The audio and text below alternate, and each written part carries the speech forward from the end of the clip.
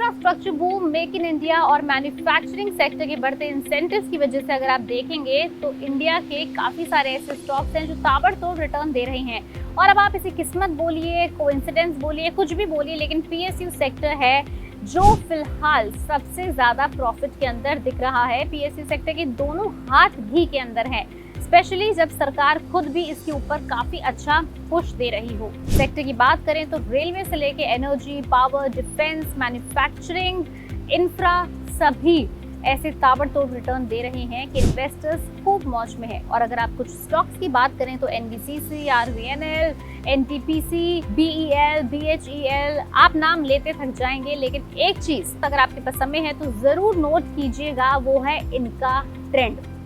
एक कॉमन चीज आपको इन सभी स्टॉक्स के अंदर मिलेगी, वो होगा इसका अपवर्ड ट्रेंड। और आज हम इस वीडियो में इन स्टॉक्स की बात इसलिए कर रहे हैं क्योंकि पीएसयू सेक्टर से जुड़े कुछ ऐसे फंड्स जिनमें अगर आप अभी एंटर करेंगे तो शायद लॉन्गर रन में, यानी आज से 5 से 7 साल के अंदर, वो आपको करोड़पति क्या अरबपति बनाने की ताकत रखते हैं। ये वो फंड्स हैं जो मोदी 3.0 के कार्यकाल के अंदर उम्मीद लगाई जा रही है, एक्सपर्ट्स के मुताबिक आपको जबरदस्त रिटर्न दे सकते हैं। इस लिस्ट में नंबर 1 पर है Invesco India PSU equity fund direct plan. ये म्यूचुअल फंड इस कैटेगरी में बेस्ट परफॉर्मर रहा है। इस म्यूचुअल फंड ने पिछले 5 सालों के अंदर 31.6% का रिटर्न दिया है।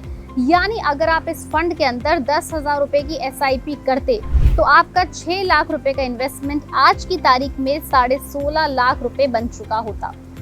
इसकी टॉप होल्डिंग्स की अगर बात करें तो हिंदुस्तान एरोनॉटिक्स और बीईएल यानी भारत इलेक्ट्रॉनिक्स में 9.6% की इसकी होल्डिंग है। इसके बाद आता है SBI PSU direct plan growth. इस फंड ने पिछले 5 सालों में 26% का रिटर्न दिया है।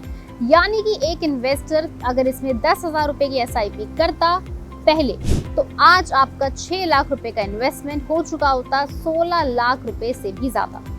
फंड की टॉप होल्डिंग की अगर हम बात करें तो एसबीआई में इसकी 10.4% की होल्डिंग है। वहीं power grid corporation of India में इसकी लगभग 6% की होल्डिंग है।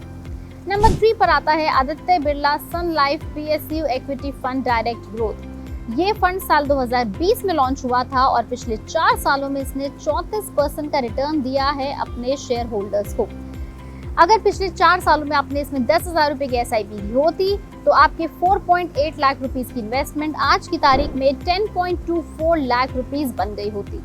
अब नजर डालते हैं इसके पोर्टफोलियो पे, तो इसमें एसबीआई की कम से कम 10% की होल्डिंग्स है, एनटीपीसी में है 7.3% की होल्डिंग्स और ओएनजीसी में है लगभग 5.2% की होल्डिंग्स। लास्ट में आता है ICICI prudential PSU equity fund.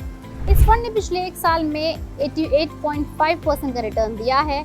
हालांकि ये एक नया फंड है, ऐसे में आप इसमें शुरुआत करके लॉन्ग टर्म में काफी फायदा उठा सकते हैं।